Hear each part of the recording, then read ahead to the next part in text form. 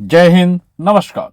मैं अनुजोग @country-1947 channel पर एक ऐसे सच पर यह एपिसोड केंद्रित है जो सभी को सच का आईना दिखाएगा। भारत में मुस्लिम किसी भी तरह से दोषी नहीं और किसी कांड के दोषी नहीं, तो असली दोषी कौन? शायद हिंदुओं को यह सच नागवार लगे, पर सच यही है। आगे सुने और आत्म मंथन करें। दुर्गा पूजा विसर्जन कई जगहों पर काफी अच्छे से हो गया और कुछ जगहों पर कुछ घटनाओं के साथ हुआ। बहराइच में तो एक हिंदू युवक का जान भी चला गया और फिर आक्रोश में आगजनी और तोड़फोड़ का अनवर दौर जारी है। हर तरीके से हर मीडिया समीक्षा कर रही है और प्रशासन के हाथ पांव तो फूले हुए हैं। कुछ पर गाज गिर भी गया होगा और कुछ पर गिरना निश्चित है। दोषियों के नाम भी सामने आ गए हैं, आ रहे हैं। हिंदू लोग अपने हिसाब से सोशल मीडिया पर एक्टिव हैं और मुस्लिम अपने हिसाब से सोशल मीडिया पर एक्टिव है, पर असली दोषी समाज से भयमुक्त है और मस्त है। आगे बढ़ने से पहले एक सच। देश का सीमा मुस्लिम आबादी से भरा हुआ, हर महत्वपूर्ण शहर का एंट्री और एग्जिट पॉइंट भी लगभग मुस्लिम आबादी से घिरा हुआ। पर यकीन मानिए, भारत में रह रहे मुस्लिम का दोष कुछ भी नहीं है। शायद आश्चर्य लगे, पर असली सच है। क्योंकि हिंदू को तो मुफ्त पसंद है, सरकारी नौकरी के पीछे दौड़ लगाना पसंद है, आरक्षण पसंद है, नेता के रहम कर्म पर बने रहना पसंद है, जातिवाद पसंद है। जातिवाद का भी कई एपिसोड इसी चैनल पर उपलब्ध है। आगे बढ़ते हैं। मुस्लिम सच में दोषी नहीं, और विश्वास न हो रहा तो आगे के सच से आपको खुद पर खुद विश्वास हो जाएगा और हिंदू के दुर्गति का कारण भी आपको समझ में आएगा।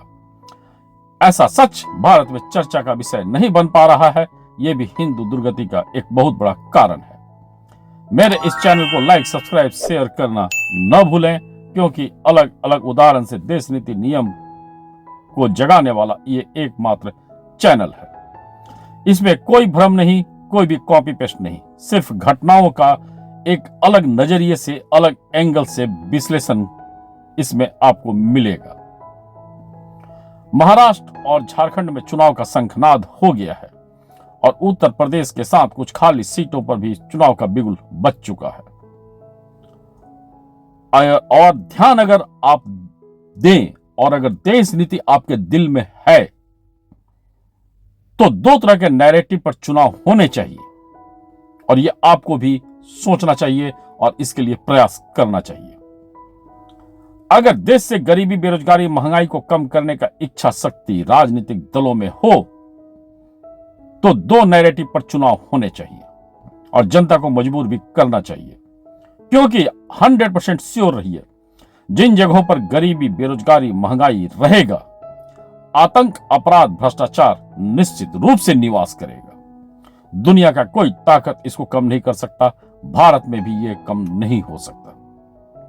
इसको कम करने का ही उपाय बताते हुए इस चैनल पर मैं लगातार कई एपिसोड ऐसे कर रहा हूं जो सिर्फ सामाजिक घटनाओं के आधार पर एक विश्लेषण है। अब ध्यान दें,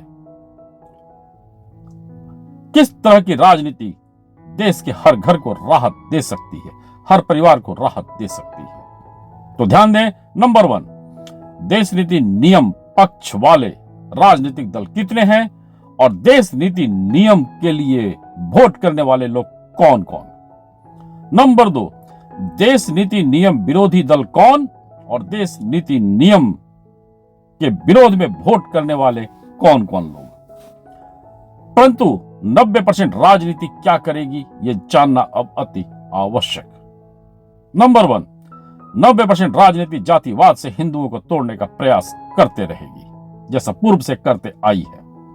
नंबर 2, मुफ्त की घोषणाओं से अघोषित गुलामी देने का प्रयास करेगी और अपंग बनाने का प्रयास करते रहेगी। नंबर 3, मुस्लिम के लिए दिल खोलकर घोषणाएं करेगी। इधर मूर्तियों और हिंदू जुलूस पर पत्थर एक दैनिक समाचार बनते जा रहा है और कुछ लोग डरने भी लगे हैं और कुछ उबाल में भी है। परंतु 90% राजनीतिक दल को इससे कोई लेना देना नहीं।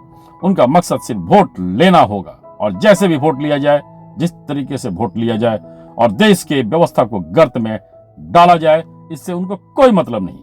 देश पर खालिस्तान और आगिस्तान रूपी सोच का कब्जा हो जाए, इससे उनको कोई मतलब नहीं। देश का हर गरीब, हर पिछड़ा, हर अति पिछड़ा, हर उद्योगपति खालिस्तान और आगिस्तान सोच के आगे घुटने टेक दे या बर्बाद हो जाए, इससे 90% राजनीतिक दलों को कोई लेना देना नहीं।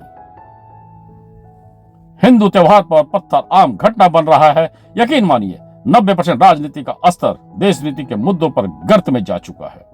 इधर आम जनता में मुद्दा वहीं अटका हुआ है, असली दोषी कौन? हिंदू मुस्लिम में से असली दोषी कौन? मुस्लिम तो दोषी नहीं, हिंदू को देश नीति से मतलब नहीं, तभी हिंदू के अंदर रहने वाले कई फर्जी सेकुलर हिंदू मस्त हैं। हिंदू का ही बैंड बजाकर हर तरीके से, या यूं बोला जा सकता है कि मनमानी तरीके से हिंदू को जब मन तब अपमानित करते रहते हैं और हिंदू को अपमानित करने से ही करोड़ों रुपए वो कमा भी रहे हैं, पर उसी समाज का, उसी सोसाइटी का हिंदू सोया हुआ है। तो दोषी के बारे में पुनः ध्यान दे। असली दोषी वो हिंदू वोटर जो जाति में वोट देते हैं, शहरी इलाके के वोटर जो चुनाव के वक्त छुट्टी एंजॉय करते हैं। परंतु मुस्लिम उछल कर वोट कर रहे हैं।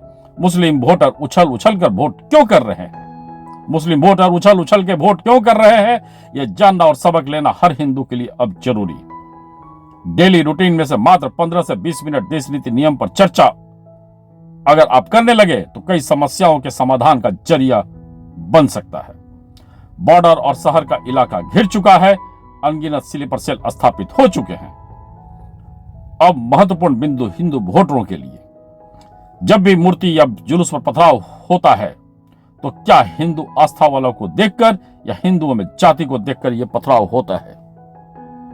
इस पर सोचिए और फिर जाति राजनीति को भी परखिए और आने वाले दिनों का अनुमान बांग्लादेश, पाकिस्तान और अफगानिस्तान से तुलना कर लगाइए। परंतु एक साथ जिससे सबक लेना होगा, सभी को सबक लेना होगा। मुस्लिम दोषी नहीं, बिल्कुल नहीं। कैसे? आगे सुने। बार बार इस शब्द को मैं बोल रहा हूं। आगे सबसे महत्वपूर्ण मुद्दा है, शायद इसके बाद आपको यकीन हो जाएगा कि मुस्लिम कहीं से किसी एंगल से दोषी नहीं। मुस्लिम हर कोने के इस्लामीकरण के लिए अपने मौलाना के बताए धार्मिक एजेंडा पर कायम है और कार्यरत है। ध्यान दीजिए, मुस्लिम हर कोने में इस्लामीकरण के लिए अपने मौलाना के बताए धार्मिक एजेंडा पर कायम है और कार्यरत है। अतः उनका दोष कहां से साबित होता है? आगे सुने। पहला उदाहरण, मदरसा शिक्षा को आजादी के बाद भारत में प्रमोट किया गया और हर क्षेत्रीय दल ने प्रमोट किया। मौलाना को बढ़ चढ़कर वेतन भत्ता हर दल ने दिल खोल कर दिया। मदरसा को अनुदान दिल खोल कर दिया गया। मदरसा शिक्षा इस्लामीकरण के लिए बना है, अतः इसमें बच्चों को बचपन से ही हर कोने को इस्लामिक बनाने का शिक्षा महत्वपूर्ण है। इंजीनियर, वकील, डॉक्टर बनाने का शिक्षा शायद इसमें बिल्कुल नहीं है। तब अगर मुस्लिम युवा बचपन से ही बाकी को इस्लाम के राह का दुश्मन मानकर और बड़े होकर अन्य आस्था को गलत मानकर पत्थर चला रहे हैं तो उनको गलत कैसे बोला जा सकता है? और हमारा देश में भी उनके लिए अलग नियम है। दूसरा उदाहरण, वक्फ बोर्ड। इतना पावरफुल कि वक्फ बोर्ड जहां जहां हाथ रख दे शीर्ष कोर्ट भी कुछ नहीं कर सकता है। 90% राजनीति ने आजादी के बाद से ही वक्फ बोर्ड को मजबूत किया और मौका मिलने पर ज्यादा से ज्यादा शक्तिशाली बनाया। मतलब वक्फ बोर्ड मालामाल, और जब आपके पास अकुत पैसा होगा, वक्फ बोर्ड के पास अकुत पैसा होगा, तो हर कोने के इस्लामीकरण के लिए खर्च भी करना उनका धर्म है और वे करते भी हैं। तब मुस्लिम के लिए हर हिंदू राह का दुश्मन नजर अगर आ रहा है तो इसमें वक्फ बोर्ड का भी क्या दोष है? किस एंगल से, किस नजरिए से वो दोषी है? क्योंकि वक्फ बोर्ड को तो भारत की राजनीति ने ही मजबूत किया है। वक्फ बोर्ड भी राजनीतिक सहयोग से अपना इस्लामिक एजेंडा ही तो बढ़ा रहा है। ध्यान दीजिए, वक्फ बोर्ड भी राजनीतिक सहयोग से अपना इस्लामिक एजेंडा ही तो बढ़ा रहा है। तो हिंदू आस्था या जुलूस पर पथराव तो होना निश्चित है। अतः वक्फ बोर्ड का एजेंडा भी दोषी नहीं, मौलाना और मदरसा भी दोषी नहीं। दोनों अपने धार्मिक आस्था के अंतर्गत भारत में 90% राजनीतिक सुरक्षा कवच में अपना कार्य कर रहे हैं। तो मुस्लिम दोषी कैसे हुए? चलिए एक बात और बता दूं। 90% राजनीति आजादी के बाद लोकतंत्र बना, जिसमें जनता द्वारा चुने हुए राजनीतिक दल के माध्यम से देश, राज्य, शहर, गांव के विकास को प्रमुख माना गया। जनता के लिए कार्य प्रणाली को विकसित करना प्रमुख माना गया। संविधान भी बनाया गया, जिसके लिए देश के हर नागरिक व्यवस्था को सम्मानित किया गया। ध्यान दीजिए, संविधान भी बनाया गया, जिसके अंतर्गत देश के हर नागरिक व्यवस्था को समाहित किया गया। पर मुस्लिम को, ध्यान दीजिए, पर मुस्लिम को एक अलग व्यवस्था भी दिया गया। मुस्लिम पर्सनल लॉ बोर्ड, जिसके अनगिनत नियम लोकतंत्र में संविधान के दायरे से बाहर हैं। ध्यान दीजिए, मुस्लिम पर्सनल लॉ बोर्ड, जिसके अनगिनत नियम लोकतंत्र में संविधान के दायरे से बाहर है। आजादी के बाद से ही जब मुस्लिम को कुछ नियम, आजादी के बाद से ही जब मुस्लिम के कुछ नियम को संविधान से ऊपर कर दिया गया, तो मुस्लिम किसी भी एंगल से दोषी कैसे? कुछ 10% राजनीतिक दल और कुछ हिंदू अब इस पर प्रश्न करते हैं। एक देश एक नियम का मांग कर रहे हैं, जिसके कारण मुस्लिम समुदाय हिंदू को, हिंदू आस्था को, हिंदू के लिए राजनीति करने वाले दल को इस्लामीकरण के राह का रोड़ा मानता है और फिर अपने धर्म को बचाने के लिए अपने मौलाना के आदेश को मानता है, अपने धार्मिक एजेंडे को आगे बढ़ा रहा है, चाहे वो पत्थरबाजी से बढ़ाए, चाहे सर को तन से जुदा करके बढ़ाए। तो मुस्लिम दोषी कैसे? 90% राजनीतिक दल का ही दिया हुआ सुविधा का भोग वे लोग ले रहे हैं, आजादी के बाद से ही ले रहे हैं। 90% राजनीतिक दल लगातार दे रही है, तो मुस्लिम दोषी कैसे? इस बात को गंभीरता से आप सभी ले, गंभीरता से सोचें, क्योंकि इस चैनल पर बताई गई ये सारी बातें यूं ही नहीं है, ये प्रत्यक्ष सच है। ये आज के घटनाओं का एक जीता जागता विश्लेषण है, पूर्व के घटनाओं का जीता जागता विश्लेषण है। मुस्लिम दोषी नहीं, क्योंकि भारत में 90% राजनीति के संरक्षण में और वे लोग अपने धार्मिक एजेंडे को आगे बढ़ा रहे हैं, तभी आज बांग्लादेश में हिंदुओं की दुर्गति है, पाकिस्तान में हिंदुओं की दुर्गति हुई, अफगानिस्तान से हिंदू साफ, और जिन जिन देशों में मुस्लिम आबादी बढ़ी, वहां की नागरिक अस्मिता, संस्कृति भी खतरे में है और खतरे में रहकर कई जगह से मूल संस्कृति सभ्यता खत्म हो चुकी है। भारत में भी ऐसा ही प्रयास चल रहा है और संरक्षक 90% राजनीतिक दल का सोच है। अब आप सोचिए कि भारत में एक हिंदू का अस्तित्व क्या है, क्योंकि हिंदू को तो मुफ्त चाहिए, जातिवाद चाहिए, आरक्षण चाहिए, तो हिंदू इसमें फंसा हुआ है।